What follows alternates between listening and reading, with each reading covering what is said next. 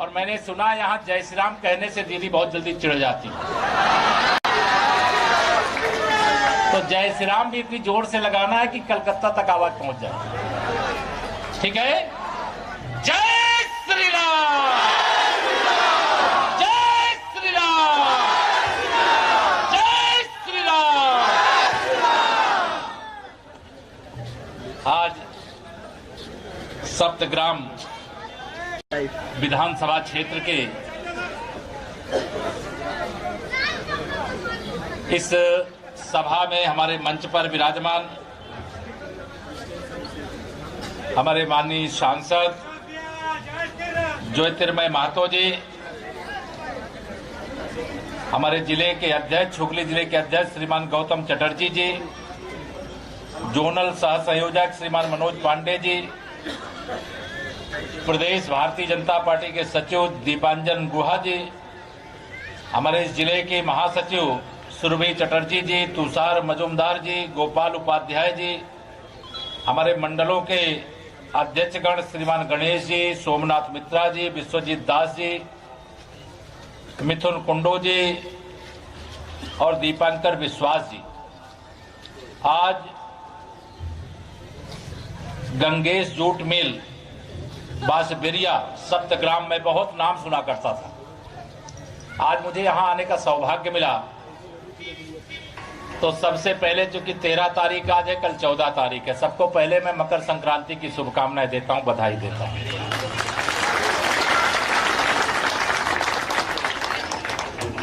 मैं पश्चिम बंगाल में पिछले कई दिनों से लगातार घूम रहा। टीएमसी की सरकार ने जो यहां गुंडागर्दी, अराजकता, भ्रष्टाचार, गरीबों का हक गरीबों को देने से रोकने सहित अनेक विकास के मार्ग पर बाधा डाल करके रखी है, और वह विकास के मार्ग के बाधा के कारण पश्चिम बंगाल की जनता जनार्दन इतनी नाखुश है कि मुझे अंदाजा नहीं होता कि आज इतनी विशाल जनसभा, मैं उत्तर प्रदेश का उप मुख्यमंत्री हूं, लेकिन मैं पश्चिम बंगाल में आप सबके बीच में आता हूं तो मुझे लगता नहीं कि मैं पश्चिम बंगाल में, मुझे लगता मैं उत्तर प्रदेश में ही। आप सबका इतना उत्साह, ये भारतीय जनता पार्टी के प्रति आपका प्यार है। विश्व के सबसे शक्तिशाली नेता, सबसे लोकप्रिय नेता माननीय नरेंद्र मोदी जी के प्रति आपका विश्वास है। आपको मैं भारतीय जनता पार्टी संपूर्ण नेतृत्व की ओर से भरोसा दिलाने आया हूं। क्या पश्चिम बंगाल की जनता चाहती है क्या कि टीएमसी की गुंडागर्दी जैसे चल रही वैसी चलती रहे? ये समाप्त होनी चाहिए कि नहीं समाप्त होनी चाहिए? आप सबको 2019 में भी लोकसभा के चुनाव में वोट डालने का मौका मिला था, लेकिन मुझे यहां पर यह बताया गया है, मैं जहां जहां जा रहा हूं, कि उस समय टीएमसी के गुंडों ने लोगों को वोट डालने से भी रोका था। लेकिन 2021 के विधानसभा चुनाव में किसी टीएमसी के गुंडे, अपराधी और माफिया की औकात नहीं है कि आपको अपना वोट डालने से रोक सके। लोकतंत्र पर हम विश्वास करते हैं, और लोकतंत्र का सच्चा मालिक जो होता है, असली मालिक जो होता है, वो इस देश की जनता होती है। इस देश के नौजवान, किसान, मजदूर, माताएं, बहनें, जो यहां पर उपस्थित जनसैलाब है, चाहे किसान हो चाहे मजदूर हो। लोकतंत्र के मालिक आप हैं। हर 5 वर्ष में चुनाव आते हैं, और चुनाव के समय जो सरकार नहीं अच्छी लगती, अगर आप बदलना चाहें तो उसे बदल सकते हैं, लेकिन सत्ता का दुरुपयोग करना, राजनीति का अपराधीकरण करना, जैसे पश्चिम बंगाल में एक अभ्यास बन गया है, आदत बन गई है। मैं आप सब लोगों से अपील करने के लिए आया हूं।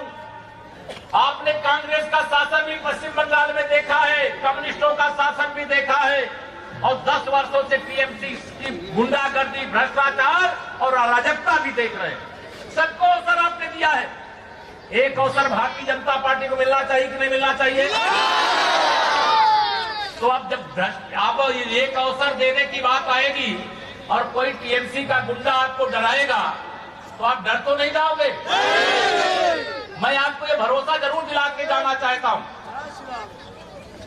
कि 2021 का विधानसभा चुनाव होने से पहले मुझे पश्चिम बंगाल में भारतीय जनता पार्टी के सैकड़ों कार्यकर्ताओं की हत्या की गई है, इसलिए कि उन्होंने भारतीय जनता पार्टी का झंडा और डंडा अपने हाथ में लिया था, नरेंद्र मोदी जिंदाबाद का नारा लगाया था, भारत माता की जय बोली थी और जय श्री राम जिस महामंत्र को बोलते हुए लंका विजय प्राप्त की गई थी वह जय श्री राम का उद्घोष किया था।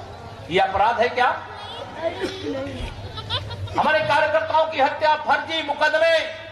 मैं खुले मंच से कहना चाहता हूं भारतीय जनता पार्टी की सरकार पश्चिम बंगाल में बनने जा रही है। मैं जहां भी जाता मुझे बंगाली थोड़ी कम आती है। टीएमसी जाचे, बीजेपी टीएमसी जा रही है, बीजेपी आ रही है। आप लोगों के बीच में मैं सीखने का प्रयास कर रहा हूं और यह मैंने अपनी आंखों से, मैं 2017 में विधानसभा के चुनाव उत्तर प्रदेश के थे। देश का सबसे बड़ा प्रदेश है, 24 करोड़ आबादी है, 403 विधायक चुने जाते हैं। वहां पर भी चुनाव था, हमारी पार्टी वहां पर छोटी थी, लेकिन गुंडागर्दी, अराजकता, माफियागिरी का जवाब देने के लिए जब जनता एकजुट हो जाती है तो कोई सत्ता उसके सामने टिक नहीं पाती है। और मैं पश्चिम बंगाल के अंदर देख रहा हूं हमारे भारतीय जनता पार्टी के नेतागण, यहां कार्यकर्तागण भी होंगे, लेकिन पश्चिम बंगाल में भारतीय जनता पार्टी का चुनाव पश्चिम बंगाल की जनता लड़ रही है कि नहीं लड़ रही है? आप सबको भरोसा दिलाना चाहता हूं जिस दिन भारतीय जनता पार्टी की सरकार बनेगी फर्जी मुकदमे वापस लिए जाएंगे और असली मुकदमे लिखे जाएंगे। फर्जी मुकदमों में भारतीय जनता पार्टी के हजारों कार्यकर्ताओं को आप जेल भेज दोगे। ये लोकतंत्र है।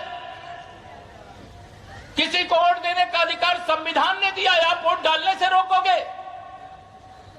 अब वह दिन चले गए। ममता दीदी, सिंहासन खाली करो, जनता तैयार है आपको उखाड़ करके फेंक देने के लिए। मैं आप सबको आह्वान करके जा रहा हूं, विश्वास दिला करके जा रहा हूं, माननीय नरेंद्र मोदी जी के नेतृत्व में देश में भारतीय जनता पार्टी की सरकार चल रही है। हमारी सरकार का मंत्र क्या है? सबका साथ, सबका विकास, सबको सम्मान, सबको स्थान। जो भी संकट आया, अगर केंद्र सरकार है, केंद्र सरकार माने पूरे देश की सरकार है, अगर उस सरकार के खजाने से कुछ भी निकलता है तो जो अधिकार उत्तर प्रदेश का है, बिहार का है, झारखंड का है, वही अधिकार आपके पश्चिम बंगाल के लोगों का भी है।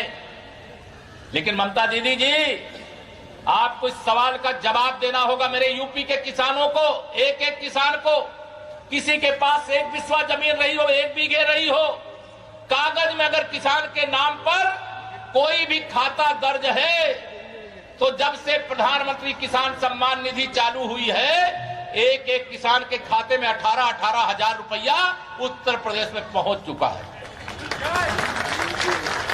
बताइए ममता बनर्जी जी, पश्चिम बंगाल के 74 लाख किसानों ने क्या अपराध किया था? देश के खजाने पर देश का अधिकार होता है, उसमें पश्चिम बंगाल के किसानों का भी अधिकार था। अगर किसानों के खाते में 18-18 हजार रुपए अब तक पहुंच गए होते तो आपको क्या परेशानी हो जाती? लेकिन ममता बनर्जी जी इसका जवाब नहीं दे सकती हैं। लेकिन मैं आप सबको बता करके जा रहा हूं सभा के माध्यम से, आप सभी के आशीर्वाद से, आप सभी के समर्थन से भारतीय जनता पार्टी की सरकार पश्चिम बंगाल में बनने जा रही है। हमारे देश के प्रधानमंत्री माननीय श्री नरेंद्र मोदी जी ने कहा है, जिस दिन पश्चिम बंगाल में भारतीय जनता पार्टी की सरकार शपथ ले लेगी, बकाया जो 18,000 देश के किसानों को मिल गया और पश्चिम बंगाल को नहीं मिला है, बकाया 18,000 सहित आगे की 6,000 एक साल में दी जाती। अगर अब तो 3 महीने बाद, मुझे लगता है 3 महीने के अंदर चुनाव हो जाएगा, अगली किस्त 2,000 की एक किसानों के खाते में और जुड़ जाएगी।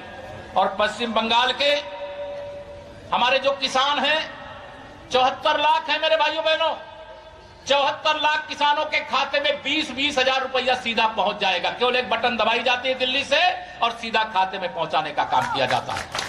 कोई कटमनी नहीं, कोई रिश्वतखोरी नहीं, कोई भ्रष्टाचार नहीं। ये सब उस संस्कृति के लोग हैं, उस संस्कार के लोग हैं। गरीब को जो अधिकार दिया जाता है, माननीय प्रधानमंत्री श्री नरेंद्र मोदी जी ने कोरोना संक्रमण के कारण देश के गरीबों के लिए 9 महीने तक निःशुल्क चावल की उपलब्धता कराई है। इतना दिया गया कि कई बार आपको हो सकता है पता भी नहीं चला हो, मिला है कि नहीं मिला है। जो मिला है उसमें से आधा आपको मिला, आधा टीएमसी के गुंडे खा गए। ये ध्यान रखना, क्योंकि जितना मिला है उससे पूरा भंडार भर जाना चाहिए। जो पहले मिलता था वो तो मिला ही है, और बीच में कोरोना काल में कि मेरा कोई गरीब, मेरा कोई मजदूर, मेरा कोई छोटा रोज कमाने खाने वाला, कोई हमारी माता, हमारी कोई बहन, कोरोना काल में जब कमाई नहीं हो सकती, दुकान नहीं खुल सकती, काम नहीं हो सकते, तो भूखा न रह जाए। एक गरीब माँ बाप का बेटा आज देश का प्रधानमंत्री है, इसलिए गरीबों की चिंता होती है और गरीबों के लिए व्यवस्था होती है। लेकिन ममता दीदी, आपकी सरकार में गरीबों का, किसानों का हक आप लूटोगी, मजदूरों का हक आप लूटोगी। मैं आप सब लोगों को यहां पर कहने के लिए आया हूं, और जो मैं समझ पाया हूं, अभी 3 बार मैं आ चुका हूं, कई दिन यहां पर रहा हूं। मैंने देखा है कि अभी भी कुछ लोग टीएमसी के गुंडों से डर जाते हैं। तो मैं देखता हूं कि कई घरों के सामने टीएमसी का झंडा लगा है। तो मैं कभी शाम सुबह जब प्रचार में नहीं रहता तो मैं जाया करता हूं, मैं पूछता, भैया आपके यहां टीएमसी का झंडा लगा है क्या? आप बीजेपी के साथ नहीं है, नरेंद्र मोदी जी के साथ नहीं है क्या? तो लोग कहते नहीं, टीएमसी का झंडा भले लगा हुआ है लेकिन हमारे दिल में भारतीय जनता पार्टी है, नरेंद्र मोदी और कमल का फूल है। बड़ी संख्या में ऐसे लोग हैं जो लड़ना नहीं चाहते। हम उनसे लड़ने के लिए नहीं कर रहे हैं, हम लड़ना भी नहीं चाहते। लेकिन अगर ये सोचते हैं कि भारतीय जनता पार्टी के राष्ट्रीय अध्यक्ष के काफिले पर पत्थर फेंकेंगे, हमला करेंगे, तो भारतीय जनता पार्टी वाले डर जाएंगे। अरे हम भारत मां के सेवक हैं, हम डरने वाले लोगों में से नहीं हैं। मैं भी अभी कल एक जिले में गया था, आरामबाग जिले में, वहां पर भी बड़ी संख्या में टीएमसी के झंडे उंडे लेकर के आ गए। मैंने कहा यार, मैं कभी राम भक्त हूं, मैं अयोध्या के आंदोलन का हिस्सा रहा हूं, मैं गोली से नहीं डर रहा हूं कभी, तो तुम्हारे बोली से डर जाऊंगा मैं। तो मैं आप सबको बताना चाह रहा हूं और आप सबसे अपील करना चाह रहा हूं, यह चुनाव एक ऐतिहासिक चुनाव है। इस चुनाव पर पूरे देश की नजर भी है। सारी विरोधी पार्टियां चाहती हैं कि केंद्र में जो सरकार है वही सरकार पश्चिम बंगाल में न बन जाए। अगर डबल इंजन की सरकार बन गई तो पश्चिम बंगाल जो विकास का पहिया रुक गया है, खड़ा हो गया है। कुछ क्षेत्र का विकास होने से कुछ नहीं होता। भारतीय जनता पार्टी भेदभाव नहीं करती है। नरेंद्र मोदी जी के नेतृत्व वाली सरकार भेदभाव नहीं करती है। सबका साथ, सबका विकास, यह हमारी सरकार का संकल्प है। और उसी से ममता दीदी का क्या संकल्प है? हमारी सरकार तो सबका साथ, सबका विकास, लेकिन ममता दीदी का संकल्प है कुछ का साथ और कुछ का विकास। आप कुछ का साथ दोगे, कुछ का विकास करोगे, सरकार की योजनाओं में भी भेदभाव करोगे, कैसे चलेगा? आपको पश्चिम बंगाल की जनता ने अपने सर पर बैठा करके आपको सत्ता सौंपी थी, लेकिन आपने पश्चिम बंगाल की जनता के साथ न्याय नहीं किया, धोखा किया है, आपने विश्वासघात किया है। आपने अपने भतीजे के माध्यम से, चाहे किसी भी प्रकार के खनन के माफिया हो, भू के माफिया हो, अनेक प्रकार के माफियाओं को आपने संरक्षण दिया। यहाँ बहुत सारे कारखाने बंद हो गए। यहाँ की जूट मिलों की चर्चा पूरे देश में कितनी होती थी। उत्तर प्रदेश में जब बोरे की सप्लाई होती है, हम लोग के यहाँ गेहूं धान खरीद होती है, तो पश्चिम बंगाल से जाता था। आज यहाँ बहुत सारी मिलें जो पहले कितना अधिक उत्पादन करती थी, वो घटा है कि नहीं घटा है? इस पर ध्यान देना चाहिए कि नहीं देना चाहिए?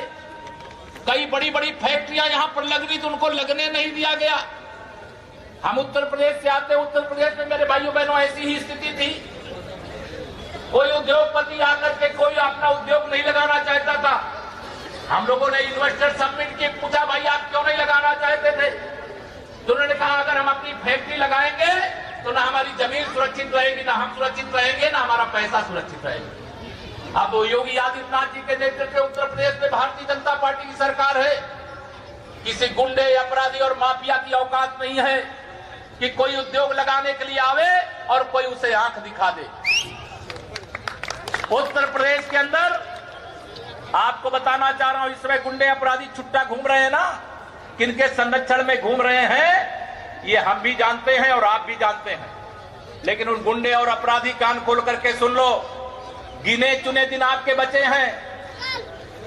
आपकी जगह समाज के बीच में खुले घूमने की नहीं है। आप लोगों, अपराधियों, गुंडों, माफियाओं, तुम्हारी जगह जेल के अंदर है, जेल के अंदर। और जिस दिन भारतीय जनता पार्टी की सरकार बनेगी, आपको भरोसा दिला करके जा रहा हूं, गुंडागर्दी नहीं रहेगी, अमन चैन का शासन होगा। जेल के अंदर गुंडे, अपराधी, माफिया होंगे, इतना सख्त प्रशासन होगा, ये आपको भरोसा दिला करके जा रहा है। और नरेंद्र मोदी जी जैसा नेता विश्व के पास नहीं, विश्व के दुनिया के किसी देश के पास नहीं।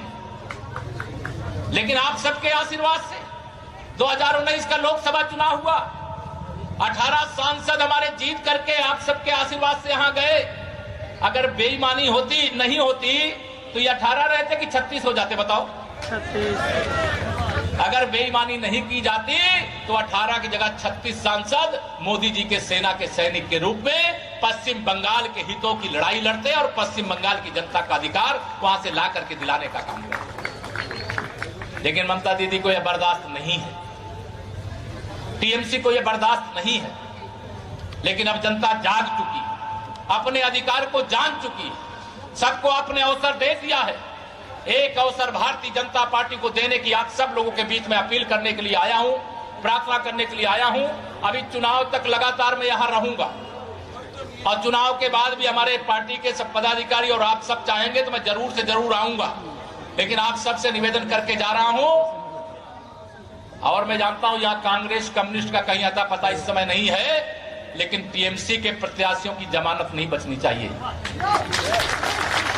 संदेश दीजिए, और ये ताकत आपके हाथ में है, क्योंकि वोट देने का अधिकार जो ममता दीदी को है, उनके भतीजे को है, और जो वोट की गिनती उनकी होती है वही वोट की ताकत और वही वोट की गिनती आपकी भी होने वाली है। और मैं पश्चिम बंगाल का माहौल देख रहा हूं, और इस माहौल के आधार पर मैं कह सकता हूं, उत्तर प्रदेश में हम कहते हैं कि भगवान या माँ जब देती है तो छप्पर फाड़ करके देती। जब मैं 2017 का विधानसभा चुनाव लड़ रहा था, उस समय हमारे 40 विधायक थे मेरे भाइयों बहनों।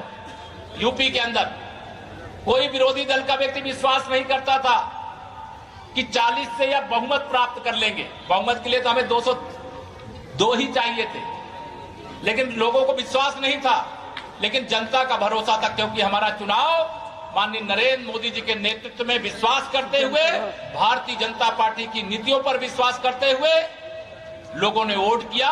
और जब वोटों की गिनती हुई, परिणाम आया, तो 403 विधानसभा सीटों में से 325 विधायक भारतीय जनता पार्टी के जीत करके आए।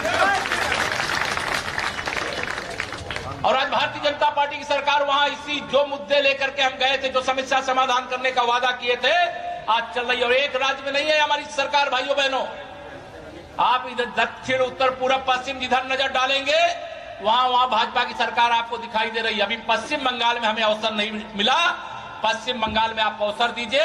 हमारे प्रधानमंत्री जी कहते हैं सत्ता सुख भोगने के लिए नहीं है, सत्ता सेवा करने के लिए है। सरकार बनेगी तो सेवा में समर्पित रहने का काम करना पड़ेगा। और पूरे स्वयं माननीय प्रधानमंत्री जी का जीवन पिछले 6 साल से आप देख रहे हैं। प्रधानमंत्री के रूप में उन्होंने एक दिन की भी छुट्टी ली है क्या?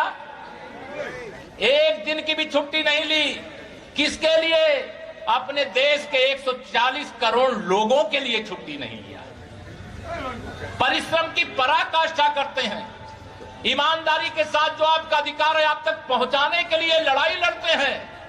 तो जो दलाली करने वाले हैं, जो भ्रष्टाचार करने वाले हैं, जो कट मनी लेने वाले, वो उनसे नाराज हो जाते हैं। देश भर में मेरे भाइयों बहनों, अकेले किसान भाइयों को 1 लाख करोड़ से अधिक रुपए, देश भर के किसानों को 6,000 रुपए एक वर्ष में 2-2 हजार रुपए की 3 किस्त के माध्यम से भेज चुके हैं। अगर टीएमसी की सरकार होती या कांग्रेस की सरकार होती तो इनकी नीति है कि हम जब दिल्ली से 100 रुपए भेजेंगे तो जिसके पास भेजेंगे उसको 15 रुपए मिलेगा और 85 रुपया टीएमसी के दलाल खा जाते हैं। लेकिन नरेंद्र मोदी जी की सरकार है, दिल्ली से अगर 100 रुपया भेजेंगे, 1000 रुपया भेजेंगे, लाख रुपया भेजेंगे तो पूरा का पूरा पैसा जिसके लिए भेजा जाता आज उसको मिल रहा है। तो आप बताइए, मोदी जी जब ऐसा करेंगे तो दलाली करने वाले, भ्रष्टाचार करने वाले, कट मनी लेने वाले खुश होंगे क्या? वो बहुत नाराज है मोदी जी से, लेकिन देश खुश है। इसलिए मैं एक नारा लगा करके आपके बीच में जा रहा हूं और जो मैं अपने विश्वास के साथ लगा के जा रहा हूं कि हम उत्तर प्रदेश के अंदर एक नारा लगाए थे कि 100 में 60% हमारा है, 100 में से 60% हमारा है, बाकी में बंटवारा है। जो 40% बचा है तमाम जो राजनीति, बाकी में बंटवारा है और जो बंटवारा है उसमें भी हमारा है। तो 100 में 60 हमारा है, बाकी में बंटवारा है, बंटवारे में भी हमारा है। यह संकल्प सफल बनाने के लिए, भारतीय जनता पार्टी की सरकार को बनाने के लिए, भारतीय जनता पार्टी के जो भी प्रत्याशी आएंगे, जो भी चुनाव लड़ेंगे, दीदी इस समय मैं देखता हूं कहती भाजपा के लोग जो है दूसरे प्रदेशों से आए हुए हैं। दीदी, अगर तुम्हारी पार्टी राष्ट्रीय स्तर की नहीं है तो भारतीय जनता पार्टी टीएमसी को राष्ट्रीय स्तर की पार्टी नहीं बनाएगी। अगर तुम्हारे पास देश भर में कार्यकर्ता और नेता नहीं है तो ये भाजपा का दोष है कि टीएमसी का दोष है? बताइए। आप सबको बताना चाहता हूं, पश्चिम बंगाल के चुनाव होंगे, जो मुख्यमंत्री होगा पश्चिम बंगाल से होगा, जो विधायक होंगे वो पश्चिम बंगाल के होंगे। लेकिन गरीब, सबका साथ, सबका विकास, सबका विश्वास, सबको सम्मान, सबको स्थान देते हुए हम पश्चिम बंगाल को विकास के पथ पर आगे ले जाना चाहते। देश विकास कर रहा हो और पश्चिम बंगाल अगर विकास से पीछे छूट रहा हो, ये कैसे बर्दाश्त किया जा सकता है? आज मैं इसी विधानसभा क्षेत्र के कोल्ले में गया था, अभी भी लोग कच्चे मकानों में रह रहे हैं। उत्तर प्रदेश में करोड़ों परिवारों को हम लोगों ने, हमारी सरकार है वहां, गुजरात में हमारी सरकार, मध्य प्रदेश में हमारी सरकार है, हरियाणा में हमारी सरकार है, हिमाचल में हमारी सरकार है, उत्तराखंड में हमारी, तो देश के अधिकांश राज्यों में सरकार है। जहां जहां सरकारें हैं, प्रधानमंत्री आवास योजना, हर गरीब को आवास मिले, उनके घर में शौचालय, लैट्रिन बनाने की व्यवस्था हो, अगर बिजली नहीं पहुंची तो वहां बिजली पहुंचाने का काम हो, अगर दवा के लिए पैसे नहीं है तो आयुष्मान भारत योजना के अंतर्गत गरीब परिवारों को 5 लाख रुपए तक का इलाज कैशलेस, किसी भी अस्पताल में जाइए, जो रजिस्टर्ड है फ्री में इलाज करा करके चले आइए। ऐसी व्यवस्था पूरे देश के अंदर लागू। लेकिन ममता दीदी, आपने गरीबों के साथ बहुत अत्याचार किया है, अन्याय किया है। अब गरीब की जब, उत्तर प्रदेश हमारे कहते हैं, गरीब की जब हाय लगती है, श्राप लगता है, तो उसे कोई बचा नहीं पाता। आपने गरीबों को पीड़ा पहुंचाया है, गरीबों को दुख पहुंचाया है, गरीबों के हक को टीएमसी के गुंडों के द्वारा जो उनको मिलना चाहिए टीएमसी के गुंडों को दिलवाया है। इसलिए मैं आप सब लोगों को आज यहां पर आह्वान अपील करके जा रहा हूं, आप सब तैयार हो। 2021 में भाजपा की सरकार पश्चिम बंगाल में बननी चाहिए कि नहीं बननी चाहिए?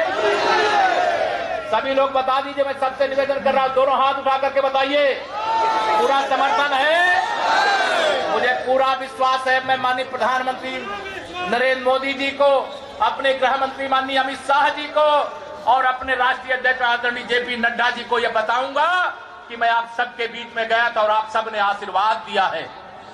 आप सबने आशीर्वाद नहीं दिया होता मेरे भाइयों बहनों, तो जो भारतीय जनसंघ से भारतीय जनता पार्टी बनी है, जिसके प्रथम अध्यक्ष के रूप में डॉक्टर श्यामा प्रसाद मुखर्जी जी ने नेतृत्व किया था और जम्मू कश्मीर गए थे और उन्होंने कहा था एक देश में दो निशान, दो विधान, दो प्रधान, दो प्रकार के झंडे, देश का एक ही झंडा होगा तिरंगा, देश का एक ही संविधान होगा जो भारत का संविधान, देश का एक ही प्रधानमंत्री होगा, जैसे वर्तमान में नरेंद्र मोदी जी हैं, पहले जो अनेक प्रधानमंत्री। लेकिन जम्मू कश्मीर में धारा 370 और 35A के कारण ये व्यवस्था नहीं लागू थी। मैं डॉक्टर श्यामा प्रसाद मुखर्जी जी को नमन करता हूं। पूरी भारतीय जनता पार्टी परिवार डॉक्टर श्यामा प्रसाद मुखर्जी जी इसी पश्चिम बंगाल की धरती के थे। उनके सपनों को पूर्ण करके उनको श्रद्धांजलि अर्पित किया गया और धारा 370 विदा हो गई, सदा सदा के विदा हो गई। अब आप लोग भी वहां, पहले तो देश के राष्ट्रपति भी 1 इंच जमीन नहीं खरीद सकते थे, लेकिन अब तो पश्चिम बंगाल के लोग भी 1 इंच नहीं, पूरा का पूरा गांव खरीद सकते हैं। इतनी व्यवस्था हो गई है, कोई समस्या नहीं। ये सारी जो समस्याएं थी, उन समस्याओं को धीरे धीरे करके जड़ से मिटाया जा रहा है। अयोध्या में राम जन्मभूमि पर मंदिर निर्माण के मार्ग में बाधा डालने का काम 500 साल से किया जा रहा था, लेकिन माननीय नरेंद्र मोदी जी के नेतृत्व में सरकार बनी और वो सरकार बनते ही 40 दिन लगातार देश की सर्वोच्च अदालत ने सुनवाई किया और फैसला हो गया। आज रामलला का भव्य मंदिर बन रहा है। वो रामलला का मंदिर ही नहीं, वो राष्ट्र का। अब उसी जय श्री राम के नारे से दीदी डरती हैं। मैं श्री हनुमान चालीसा का पाठ रोज करता हूं। उसमें एक आप में से कोई करता होगा तो मालूम होगा कि भूत पिशाच निकट नहीं आवे, महावीर जब नाम सुनावे। लेकिन मैं आपको आजकल देख रहा हूं पश्चिम बंगाल में टीएमसी के गुंडे, अपराधी, दीदी, भतीजे कोई नजर नहीं आवे, जय श्री राम जब नाम सुनावे। इस चुनाव का महामंत्र बन गया है। आजादी का महामंत्र तो वंदे मातरम था, लेकिन पश्चिम बंगाल के विधानसभा चुनाव का महामंत्र जय श्री राम। आप जय श्री राम लगा दीजिए। पहले तो मैं देख रहा था, मैं आया नहीं था, एक दिन देखा किसी कार्यकर्ता ने जय श्री राम लगा दिया। दीदी बड़ी तेजी से गाड़ी से उतरी, कौन जय श्री राम का नारा लगा रहा है? मैंने सोचा जय श्री राम से इनको क्यों नाराजगी हो रही है। लेकिन अब बदल बदल करके, कल स्वामी विवेकानंद जी की जयंती थी, पहले ये जयंती नहीं मनाती थी। हम लोग तो जब से जानते, जब से हमारी समझ है, हम ही नहीं, हमारे पिताजी, हमारे बड़े बुजुर्ग, और केवल पश्चिम बंगाल में नहीं, पूरे देश में नहीं, पूरी दुनिया में स्वामी विवेकानंद जी की जयंती मनाई जाती, राष्ट्रीय युवा दिवस के रूप में मनाया जाता है। लेकिन अब दीदी थोड़ा सा गिरगिट की तरह रंग बदलने का काम कर रही है। पहले मनाती थी क्या टीएमसी वाले? कभी स्वामी विवेकानंद जी की जयंती मनाती थी क्या? नहीं मना सकते। अब स्वामी विवेकानंद जी के रास्ते पर देश चल पड़ा, लेकिन पश्चिम बंगाल क्यों नहीं चलने पाया? क्योंकि सरकारें यहां पर ऐसी रही। पश्चिम स्वामी विवेकानंद जी के बताए रास्ते पर चलने से हमारा देश और हमारा पश्चिम बंगाल किस प्रकार से आगे बढ़ सकता है, उस जो लोग पढ़े हैं, चूंकि आप सबको मैं अगर कुछ स्वामी जी के बारे में बताऊंगा तो लगेगा मैं सूर्यदेव को दीपक दिखाने की कोशिश कर रहा हूं, लेकिन आप सब जानते हैं। इसलिए आप सबसे आह्वान करना चाहता हूं, हमारे यहाँ कोई भेदभाव नहीं है, हमारे यहाँ सबका साथ सबका विकास है, और दीदी के यहाँ कुछ का साथ और कुछ का विकास है। मैं आप सबको आज अपील करना चाहता हूं, बाकी तो कहीं दिखाई नहीं दे रहे हैं जो दूसरे विरोधी दल हैं, लेकिन पीएम इस बार पश्चिम बंगाल में भारतीय जनता पार्टी के पक्ष में हवा नहीं, आंधी नहीं, तूफान नहीं, सुनामी चल रही है। इसे 200 से अधिक सीटें भारतीय जनता पार्टी पश्चिम बंगाल में जरूर जीतेगी। जीतेगी कि नहीं जीतेगी बता दीजिए आप लोग। और कमल का फूल खिलेगा, और कमल के फूल में कौन बैठता है? माता लक्ष्मी जी बैठती हैं, और पश्चिम बंगाल के लिए लक्ष्मी जी की जरूरत है, पैसे की जरूरत है। तो कमल का फूल खिलाने के लिए मैं आप सबसे यहां पर निवेदन करूंगा कि 2021 के इस विधानसभा चुनाव में अपने लिए ही नहीं, आने वाली पीढ़ियों के लिए भी अब पश्चिम बंगाल बदलने के लिए तैयार है, किसी गुंडे अपराधी से डरने के लिए नहीं तैयार है। जो पुलिस का इन्होंने पूरी तरह से टीएमसीकरण किया है, अपराधियों को राजनीति के अंदर दादा बना दिया, गुंडा बना दिया है, उन सबको यहां संदेश है भारतीय जनता पार्टी की ओर से, जो गुंडे अपराधी वो सुधर जाएं, क्योंकि अब ज्यादा दिन उनके लिए बचे नहीं हैं। आप सब लोगों से निवेदन करता हूं कि आने वाले विधानसभा चुनाव में जाइएगा सब कुछ भूल, याद रखिएगा 56 इंच के सीने वाले नरेंद्र मोदी जी को और कमल का फूल। इसी के साथ मैं देता हूं अपनी वाणी को विराम, और कलकत्ता तक एक बार फिर तेजी से बोलिए, तेजी से बोलिएगा, कलकत्ता तक, दिल्ली तक पहुंच जाए मेरी वाणी के विराम के साथ। बोलिए सभी लोग एक साथ मिलकर के, जय श्री राम। क्या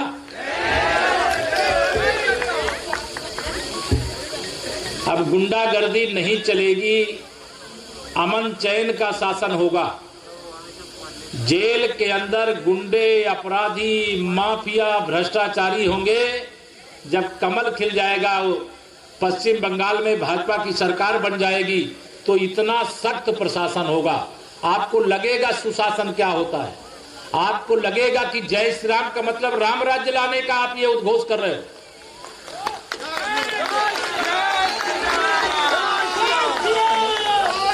इसी धरती से कर रहे थे एक महामंत्र वंदे मातरम का हम सब गान करते हैं, पूरा विवरण नहीं सुनाऊं, लेकिन वंदे मातरम कहते हुए फांसी के फंदे चूम लेने वाले स्वतंत्रता संग्राम के दीवानों ने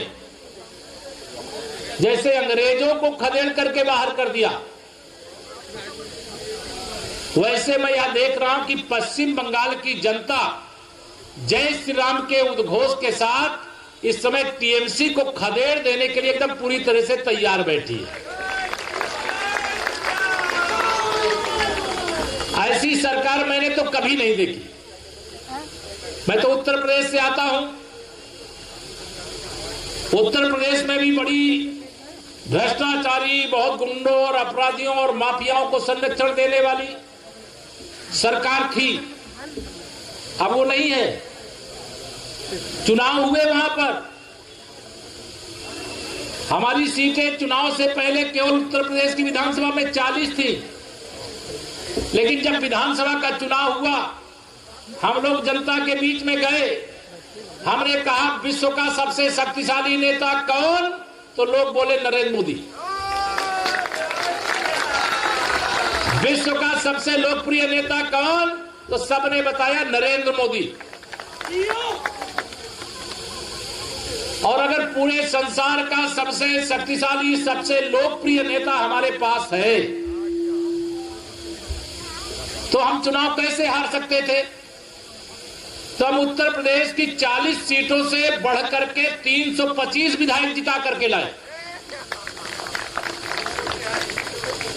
अब आप लोगों को, जैसे मैं वहां कहता था कि अब की बार 300 पार, तो लोग कहते थे 40 इनकी सीटें, 40 विधायक है, 40 से 300 कैसे पहुंच जाएंगे।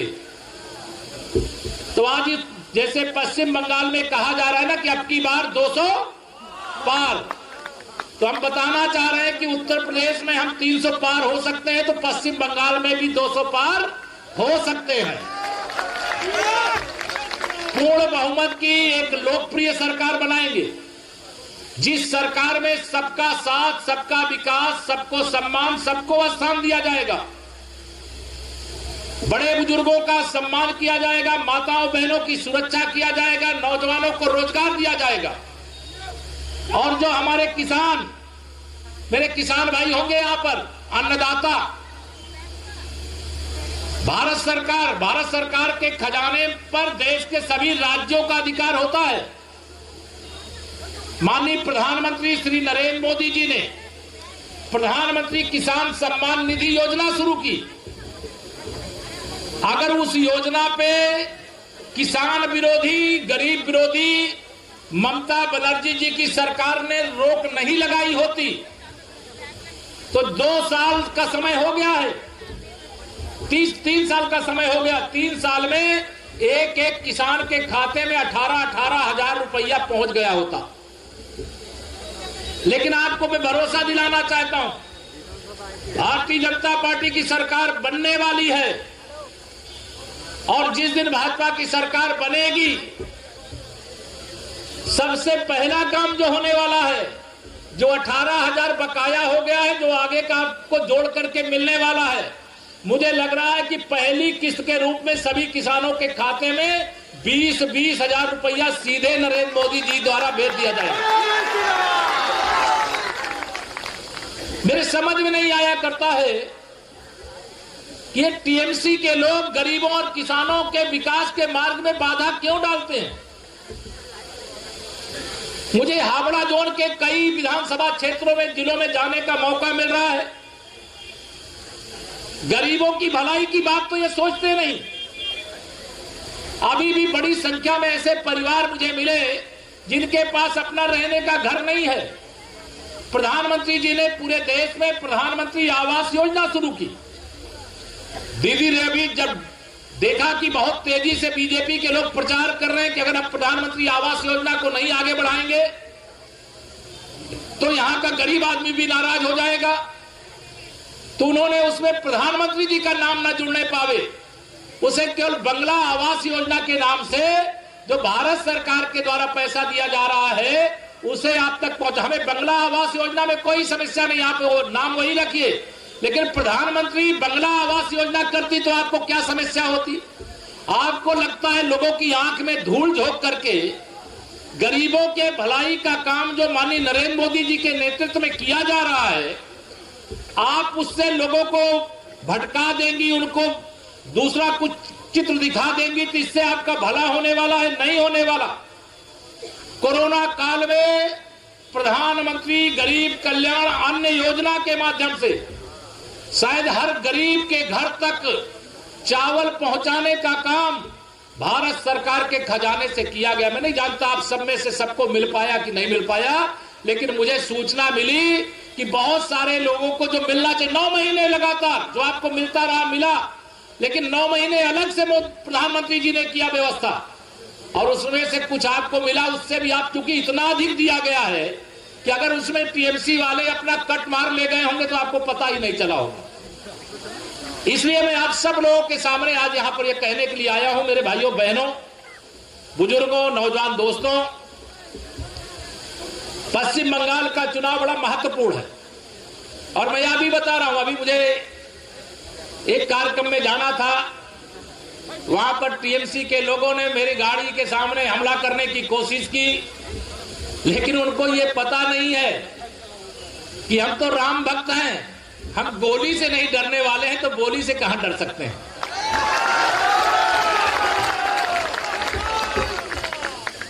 ऐसे लोगों को मैं बताना चाहता हूं, भारतीय जनता पार्टी के कार्यकर्ताओं ने बलिदान दिया है, अपना खून बहाया, फर्जी मुकदमों में हमारे लोगों को जेल भेजा गया है और इस सभा से खुलेआम कह रहा हूं, जब यहां पर चुनाव होंगे, पश्चिम बंगाल के अंदर भारतीय जनता पार्टी की सरकार बनेगी, तो जिन लोगों ने बलिदान दिया है उनके बलिदान का सम्मान किया जाएगा और जिनके ऊपर फर्जी मुकदमा लगा करके जेल भेजा गया है वो मुकदमे वापस लिए जाएंगे और असली मुकदमे जो गुंडे और अपराधी जिनके खिलाफ मुकदमा होना चाहिए नहीं किया गया, उनके खिलाफ मुकदमे लिखे जाएंगे और उनको जेल भेजा जाएगा। यह आप सब विश्वास रखिएगा। भारतीय जनता पार्टी की सरकार कोई एक राज्य में नहीं है, देश में तो है ही हमारी। गिनती गिनाने लगो तो एक तरफ से उत्तर प्रदेश से लेकर के मध्य प्रदेश से लेकर के आसाम से लेकर के त्रिपुरा से लेकर के मणिपुर से लेकर के गोवा से लेकर के कर्नाटक से जहां आप नजर दौड़ाएंगे आपको चारों तरफ भारतीय जनता पार्टी की सरकार का मतलब है सुशासन। भारतीय जनता पार्टी सरकार का मतलब है गुंडे और अपराधियों के खिलाफ कठोर से कठोर कार्रवाई। भारतीय जनता पार्टी की सरकार का मतलब है माफिया सिर्फ माफिया है, अपराधी सिर्फ अपराधी है, ना उसकी कोई जाति है ना उसकी कोई पार्टी है, लेकिन टीएमसी ने गुंडों और माफियाओं को पालने का काम किया है। ममता दीदी, आपकी पार्टी और आपके पाप का घड़ा पूरी तरह से भर गया है, वो फूटने वाला है। अब टीएमसी जांचे ना, यही बोलना है ना, टीएमसी जांचे, बीजेपी टीएमसी जा रही है, बीजेपी आ रही है, लेकिन इसके लिए मेहनत करना पड़ेगा। ये तो मैं देख रहा हूं कि आपकी आवाज इतनी बुलंद है, उस बुलंद आवाज के भरोसे मैं कह सकता हूं कि यह विधानसभा ही नहीं, मैं अभी जिला अध्यक्ष जी से घोष से आपके बात कर रहा था कि 6 विधानसभा सीटें हैं आप जिले में आपके, मुझे 6 की 6 विधानसभा सीटें चाहिए, तो उन्होंने विश्वास दिलाया है आप सबके भरोसे। गलत नहीं कह दिया मुझसे, जीत लोगे, टीएमसी के गुंडे और अपराधियों से डरोगे तो नहीं। मैं आप सब पर भरोसा करता हूं, हम लोग लोकतंत्र पर भरोसा करने वाले हैं।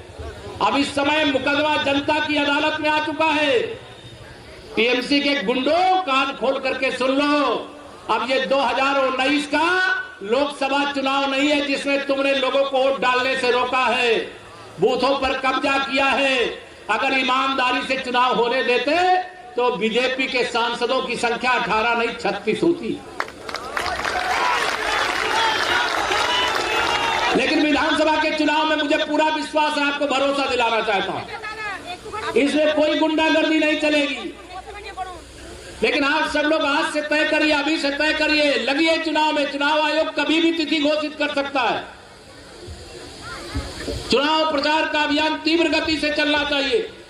वोट डालने के मामले में पश्चिम बंगाल का यद्यपि रिकॉर्ड है, लेकिन सब लोग तय करिए कि हम सबसे पहले अपने मताधिकार का प्रयोग करेंगे। कोई गुंडा ये नहीं है कि आपके गांव के सामने खड़ा हो गया, अगर कोई वोट देने गया तो टीएमसी का गुंडा कहेगा कि अच्छा चुनाव के बाद तुमको देख लेंगे।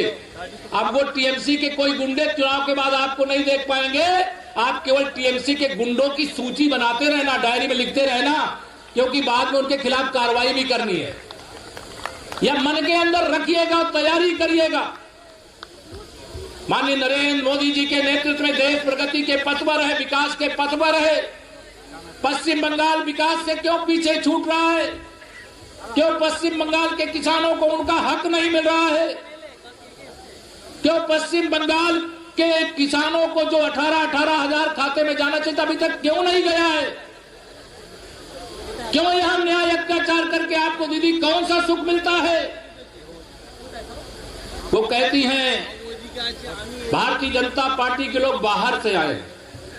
डॉक्टर श्यामा प्रसाद मुखर्जी जी भारतीय जनसंघ के समय हमारे अध्यक्ष थे, स्वतंत्र भारत में सबसे पहला बलिदान दिए हैं।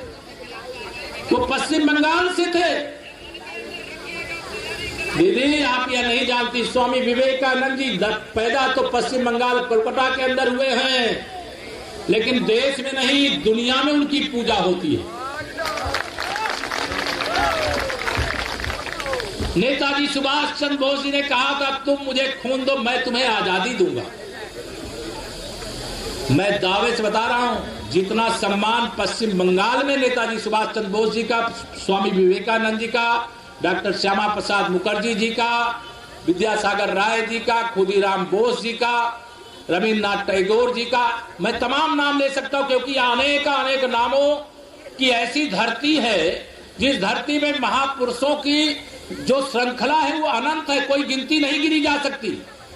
उनका आदर सम्मान पूजा जो जिस योग्य है पश्चिम बंगाल में ही नहीं पूरे देश में होती, पूरी दुनिया के अंदर होती।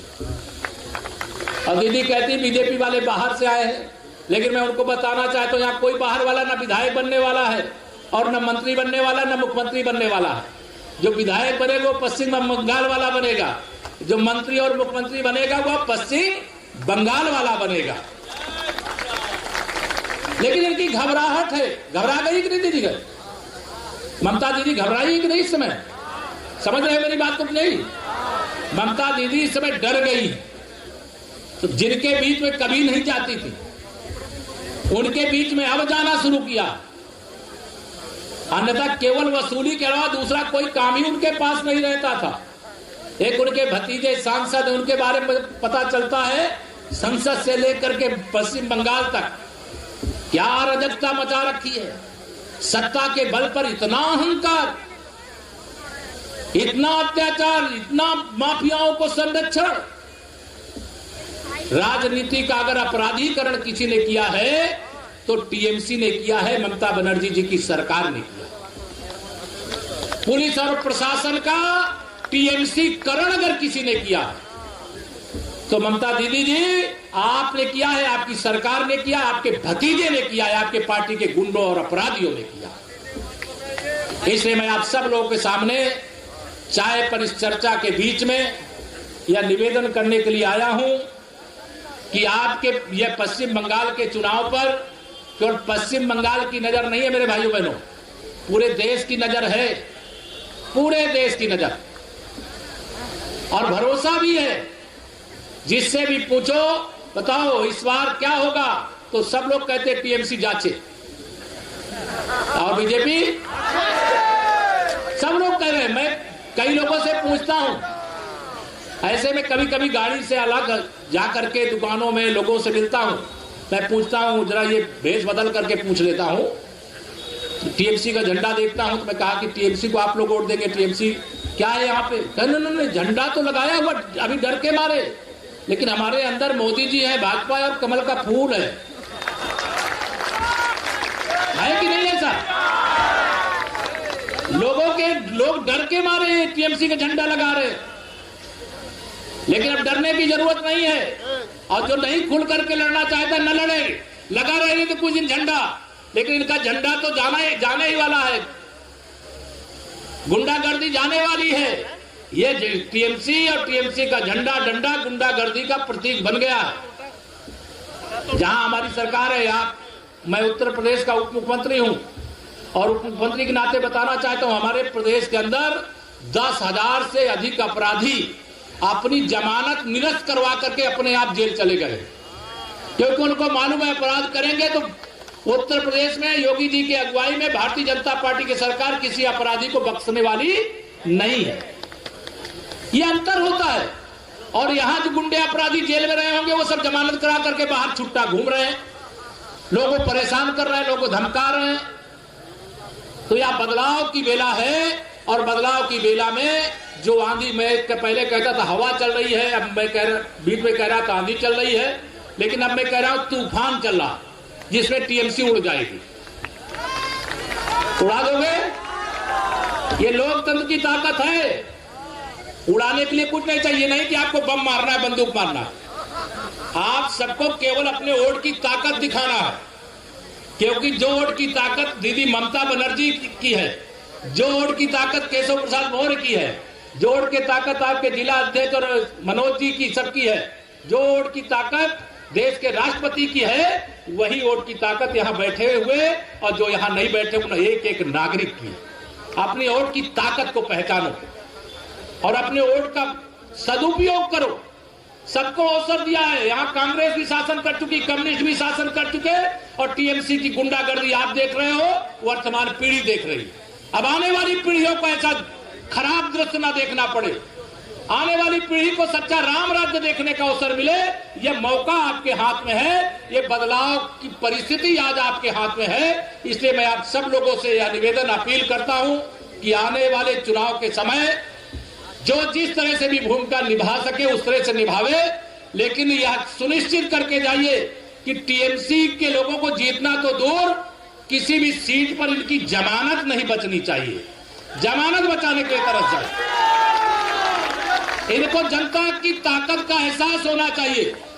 उनको बताना चाहिए कि गुंडागर्दी के सामने जनता कभी नहीं झुकती है, और गुंडागर्दी, लाठी डंडे और बंदूक के सामने जनता झुकती तो इस देश से अंग्रेज कभी वापस नहीं जाते। जो राम भक्त है, अगर गोलियों से डरता, लाठियों से डरता, जेल जाने से डरता, तो श्री राम लला की जन्मभूमि पर आज भव्य मंदिर का निर्माण नहीं शुरू हो सकता था। अगर नरेंद्र मोदी जी जैसे 56 इंच के सीने वाले देश के प्रधानमंत्री नहीं होते, तो डॉक्टर श्यामा प्रसाद मुखर्जी जी का जो स्वप्न है साकार हो पाता क्या? धारा 370 हटाने का काम 35 से हट पाती क्या? उस समय तो देश के राष्ट्रपति भी 1 इंच जमीन नहीं खरीद सकते थे, लेकिन आरामबाग जिले के जो भी लोग जाना चाहें जाएं। अब पश्चिम बंगाल में जमीन खरीदिए, मकान खरीदिए और वहां महल बनाइए, कारखाना लगाइए। अब पश्चिम बंगाल जैसे आपके लिए है, वैसे जम्मू कश्मीर आपके लिए हो गया। और ये स्वामी प्रसाद, ये अपने डॉक्टर श्यामा प्रसाद मुखर्जी जी के बलिदान का परिणाम है। और भारतीय जनता पार्टी की जब पूर्ण बहुमत में केंद्र में सरकार बनी, तो उसने डॉक्टर साहब को अपनी सच्ची श्रद्धांजलि देने का काम किया। पूरा देश स्वागत कर रहा। मैं आप सबसे इसलिए आह्वान, अपील, प्रार्थना, तो मैं तो रहूंगा भी आपके बीच में चुनाव तक, जब तक चल रहा है। चुनाव के बाद भी आप लोग बुलाएंगे तो उसके बाद भी आऊंगा, लेकिन चुनाव तक तो मैं आपके बीच में लगातार। मैं इतना ही कहूंगा, लड़ने से हम डरते नहीं है, लेकिन हमें लड़ना नहीं है। अभी हमें अपने लोगों को जगाना है, एकजुट करना है, और जब चुनाव होंगे तो अपने वोट की शक्ति दिखाना है। अपने ईवीएम मशीन को कमल के फूल से लबालब कर देना है। या तो काली मैया का स्थान है, हम लोग तो दर्शन करने के लिए आते हैं, हमारे यहाँ यूपी में एक कहावत है कि जब भगवान या भगवती माता देती हैं तो छप्पर फाड़ करके देती हैं, लेकिन मैं पश्चिम बंगाल के अंदर जो वातावरण देख रहा हूँ, छप्पर तो बहुत कमजोर होता है, यहाँ के लोग तो छत फाड़ करके भी देने के लिए तैयार है। इसे आप सब यहाँ प्रबुद्ध जन भी हैं, हमारे गांव के अलग अलग प्रकार से अपने जीवन यात्रा को संचालित करने वाले लोग हैं, हमारी मातृशक्ति माताएं बहनें दीदी लोग हैं यहाँ पर। मैं सबसे अपील करता हूँ, इस चुनाव को भाजपा का चुनाव नहीं, इस चुनाव को पश्चिम बंगाल में एक नए युग की शुरुआत करने वाला चुनाव मानिएगा और अपना पूरा संपूर्ण योगदान देने का काम करिएगा। और मैं यूपी में एक नारा लगाता तो नारा लगा करके अपनी वाणी को विराम दूंगा कि चाहे कई बातें आएंगी, कई तरह के लोग अफवाह फैलाएंगे, बोलेंगे, झूठ बोलेंगे, फरेब करेंगे, जिससे बीजेपी बदनाम हो, लेकिन आप सब यह ध्यान रखना कि होने वाले चुनाव के समय बाकी सब कुछ जाइएगा भूल, याद रखिएगा 56 इंच के सीने वाले नरेंद्र मोदी को और कमल का फूल। कमल का फूल समझ रहे हैं ना, यह याद रखिएगा। यही आप सबसे अपील, निवेदन, प्रार्थना करते हुए देता हूं अपनी वाणी को विराम। एक बार फिर दीदी तक पहुंचाइए। जय श्री राम, जय श्री राम, जय श्री राम। बहुत बहुत धन्यवाद।